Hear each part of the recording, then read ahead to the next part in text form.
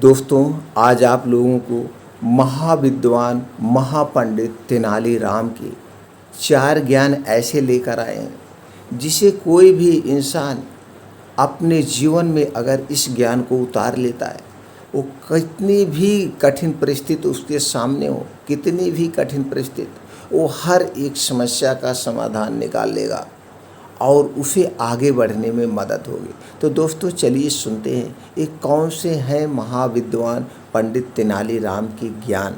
तो इस कहानी के माध्यम से समझते हैं। और दोस्तों, अगर एक कहानी और ज्ञान आपको अच्छा लगे तो ज़्यादा से ज़्यादा लोगों तक ज़रूर शेयर करिएगा, सब लोग अपने जीवन में आगे बढ़ें। दोस्तों, चलिए कहानी शुरू करते हैं। इससे पहले सभी मित्रों का हमारे इस कहानी के चैनल पर बहुत बहुत स्वागत व अभिनंदन है। दोस्तों, एक बार राजा कृष्णदेव राय अपने दरबारियों के साथ चर्चा कर रहे थे। चर्चा करते करते अचानक बात चतुराई पर होने लगी। महाराज कृष्णदेव राय के दरबार में राजगुरु से लेकर कई अन्य दरबारी तेनालीराम से जलते थे। ऐसे में तेनालीराम को नीचा दिखाने के लिए एक मंत्री दरबार में बोल पड़ा कि महाराज, दरबार में एक से बढ़कर एक बुद्धिमान और चतुर लोग मौजूद हैं, और अगर मौका दिया जाए तो हम सभी अपनी चतुराई आपके सामने पेश कर सकते हैं। महाराज कृष्णदेव राय ने हैरत में पड़ते हुए पूछा, किंतु क्या मंत्री जी? इस पर सेनापति बोले, महाराज, मैं आपको बताता हूँ कि मंत्री जी के मन में क्या बात है। दरअसल इस दरबार में तेनालीराम के अलावा किसी को भी अपनी चतुराई साबित करने का मौका नहीं दिया जाता है। हर बार तेनालीराम की चतुराई का श्रेय ले जाते हैं। तो ऐसे में दरबार के बाकी लोग अपनी योग्यता कैसे दिखा सकते हैं? महाराज कृष्णदेव राय सेनापति की बात सुनकर समझ गए कि दरबार के सभी लोग तेनाली के विरोध में उतर आए। इसके बाद महाराज कुछ देर शांत रहे और मन ही मन विचार करने लगे। तभी महाराज की नज़र भगवान की मूर्ति के सामने जल रही धूप बत्ती पर गई। धूप बत्ती को देखकर महाराज के मन में सभी दरबारियों की परीक्षा लेने का विचार आया।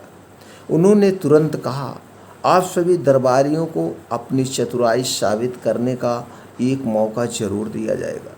जब तक सभी दरबारी अपनी चतुराई साबित नहीं कर देते, तेनाली बीच में नहीं आएगा। आप लोग अपनी चतुराई साबित करिए।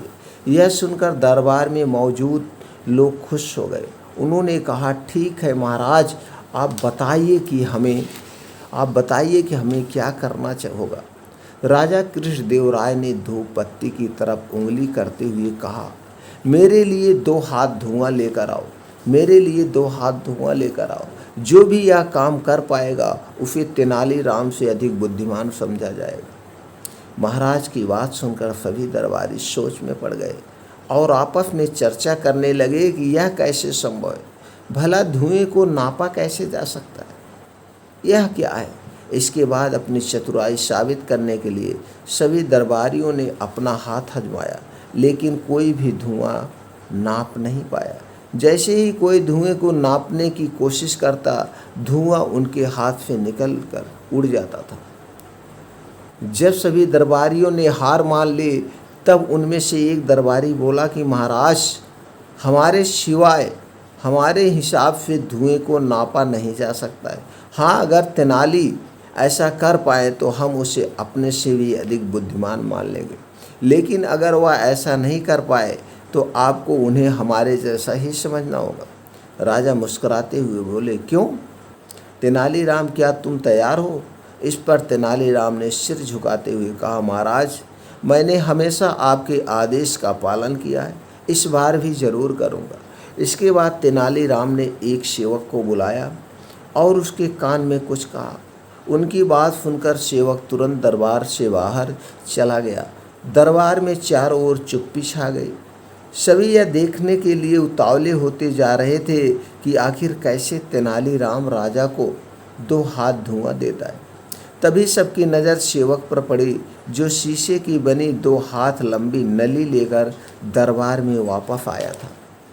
तेनालीराम ने उस शीशे की नली का मुंह धूप बत्ती से निकलते हुए धुएं पर लगा दिया। थोड़ी ही देर में शीशे की पूरी नली धुएं से भर गई और तेनालीराम ने जल्दी से नली के मुंह पर कपड़ा लगाकर उसे बंद कर दिया और उसे महाराज की तरफ करते हुए कहा, महाराज लीजिए 2 हाथ धुआं। यह देखकर महाराज के चेहरे पर मुस्कान आ गई और उन्होंने तेनाली से नली लेकर दरबारियों की ओर देखा दिया। सभी के सिर तेनालीराम की चतुराई देखकर शर्म से नीचे झुके हुए थे। वहाँ कुछ दरबारी तेनालीराम के पक्ष में भी थे। उन सब की आंखों में तेनालीराम के लिए सम्मान था। तेनालीराम की बुद्धिमानी और चतुराई देखकर राजा बोले, अब तो आप लोग यह समझ गए होंगे कि तेनालीराम की बराबरी करना संभव नहीं।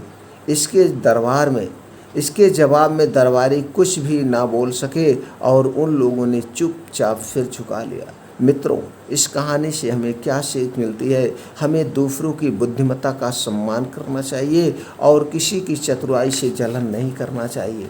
विजयनगर के महाराज कृष्णदेव राय हर बार तेनालीराम की सूझबूझ से दंग रह जाते थे। इस बार भी तेनालीराम ने महाराज को हैरान कर दिया। दरअसल एक बार महाराज कृष्णदेव पड़ोस के राज्य पर जीत हासिल करके विजयनगर लौटे और उन्होंने उत्सव मनाने की घोषणा कर दी। पूरे नगर को ऐसे सजाया गया जैसे कोई बड़ा त्यौहार हो। अपनी इस जीत को यादगार बनाने के लिए महाराज कृष्णदेव के मन में विचार आया, क्यों ना नगर में विजय स्तंभ बनवाया जाए। स्तंभ बनाने के लिए महाराज ने राज्य के सबसे हुनरमंद शिल्पकार को तुरंत बुलवाया और उसे काम सौंप दिया। महाराज के आदेशानुसार शिल्पी भी अपने काम में जुट गया और कई हफ्तों तक दिन रात एक करके अपने विजय स्तंभ का काम पूरा किया। जैसे ही विजय स्तंभ बनकर तैयार हुआ तो महाराज समेत दरबारी और नगरवासी शिल्पकार की कला को देखकर उसके कायल हो गए। शिल्पी की कारीगरी से प्रसन्न होकर महाराज ने उसे दरबार में बुलाया और इनाम मांगने को कहा। उनकी बात सुनकर शिल्पकार ने कहा, हे महाराज, आपको मेरा काम पसंद आया, मेरे लिए यही सबसे बड़ा इनाम है। आप बस अपनी कृपा मुझ पर बनाए रखिएगा। शिल्पकार का जवाब सुनकर महाराज को बड़ी खुशी हुई। महाराज खुश हुए, लेकिन उन्होंने जिद पकड़ ली कि वह शिल्पी को कोई ना कोई इनाम जरूर देंगे। महाराज ने शिल्पी को कहा कि उसे ना कोई इनाम मांगना ही होगा। महाराज की इच्छा को जानने के बाद दरबार में मौजूद अन्य दरबारी शिल्पकार से कहने लगे कि महाराज खुले मन से तुम्हें कुछ देना चाह रहे हैं तो तुम ले लो, तुम जल्दी से कुछ ना कुछ मांग लो। शिल्पकार अपनी कला में माहिर होने के साथ ही स्वाभिमानी और बुद्धिमान था। शिल्पी को लगा कि अगर वह कुछ नहीं मांगता तो महाराज नाराज हो सकते हैं, अगर वह कुछ लेता है तो वह उसके स्वाभिमान और फूलों के खिलाफ होगा। ऐसे में कुछ देर सोचने के बाद शिल्पकार ने साथ लाए अपने औजारों का झोला खाली किया और खाली झोले को महाराज की तरफ बढ़ाते हुए कहा कि इनाम स्वरूप इस झोले को दुनिया के सबसे बहुमूल्य वस्त्र भर दीजिए। शिल्पी की बात सुनकर महाराज सोच में पड़ गए कि ऐसी कौन सी वस्तु है जो सबसे बहुमूल्य है। काफ़ी देर तक सोचने के बाद महाराज ने दरबार में मौजूद राजपुरोहित व सेनापति समेत अन्य दरबारियों से इसका जवाब मांगा। घंटों सोचने के बाद भी शिल्पी को क्या दिया जाए, इसका उत्तर किसी को समझ में नहीं आया। किसी से भी संतोषजनक जवाब न मिलने पर महाराज झल्ला गए और शिल्पी से कहने लगे कि इस दुनिया में हीरे जवाहरात से बढ़कर क्या कीमती हो सकती है। चलो मैं तुम्हारा ये झोला उसी से भर दूंगा। महाराज की बात सुनकर शिल्पी ने इनकार में सिर हिलाते हुए कहा, नहीं महाराज, हीरे जवाहरात इस दुनिया में सबसे कीमती नहीं है, मैं वो कैसे ले सकता हूँ। संयोगवश उस दिन तेनालीराम दरबार में मौजूद नहीं थे। किसी से भी समस्या का समाधान न मिलने पर महाराज ने तुरंत तेनालीराम को बुलाने का आदेश दिया। महाराज का संदेश मिलते ही तेनालीराम तुरंत दरबार की ओर निकल पड़े। रास्ते में ही सेवक ने तेनालीराम को महाराज की चिंता का कारण बता दिया। दरबार पहुंचते ही तेनालीराम ने सबसे पहले महाराज को प्रणाम किया और फिर सभा में मौजूद अन्य लोगों का अभिवादन किया। महाराज की व्याकुलता को देखते हुए तेनालीराम ने सभा में ऊंची आवाज में कहा, जिसे भी सभा में दुनिया की सबसे बहुमूल्य वस्तु चाहिए वह सामने आए। तेनालीराम की बात सुनकर शिल्पी आगे आया और अपना खाली झोला तेनालीराम की ओर बढ़ा दिया। शिल्पकार से झोला लेकर तेनालीराम ने उसके मुंह को खोला और हवा में 3-4 बार ऊपर नीचे हिलाकर थैले के मुंह को बांध दिया।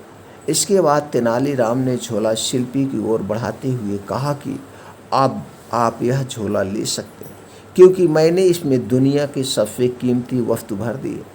शिल्पकार ने भी झोला थामते हुए तेनालीराम को प्रणाम किया और फिर महाराज से अनुमति लेते हुए औजार उठाकर सभा से चला गया। यह दृश्य देखकर सभा में मौजूद सभी लोग अचंभित रह गए। महाराज ने उत्सुकता जताते हुए तेनालीराम से पूछा कि शिल्पी को खाली झोला देने के बावजूद भी वह बिना कुछ कहे ही क्यों चला गया। इससे पहले उसने हीरे जवाहरात जैसे कीमती सामान को बहुमूल्य मानने से इनकार कर दिया था। महाराज की उत्सुकता व दरबारियों के चेहरे पर प्रश्न चिन्ह को देखते हुए तेनालीराम ने कहा, हे महाराज, वह झोला खाली बिल्कुल भी नहीं था, क्योंकि उसमें दुनिया की सबसे बहुमूल्य वस्तु यानी हवा भरी हुई थी। इस दुनिया में हवा से कीमती और क्या हो सकता है, जिसके बिना हम जीवित नहीं रह सकते। तेनालीराम का जवाब सुनकर महाराज खुश हो गए और उसकी पीठ थपथपाने लगे। तेनालीराम की बुद्धिमत्ता से प्रसन्न होकर महाराज ने उसे इनाम स्वरूप अपने गले से एक कीमती मोतियों की माला निकालकर पहना दी। मित्रों, इस कहानी से हमें क्या सीख मिलती है? इस कहानी से हमें 2 सीख मिलती है। पहली यह कि धन से स्वाभिमान नहीं खरीदा जा सकता है। दूसरी यह कि दुनिया में सबसे कीमती हवा है, जिसका मूल्य कोई नहीं चुका सकता। हमें यह मुफ्त मिलती है, इसीलिए हम इससे कीमती दौलत को समझ लेते हैं। मित्रों, यह कहानी आपको कैसी लगी? इस कहानी से आपको क्या ज्ञान प्राप्त हुआ? कृपया हमें कमेंट सेक्शन में ज़रूर बताएं। फिर मिलते हैं ऐसी और ही ज्ञानवर्धक कहानी के साथ अगले वीडियो में।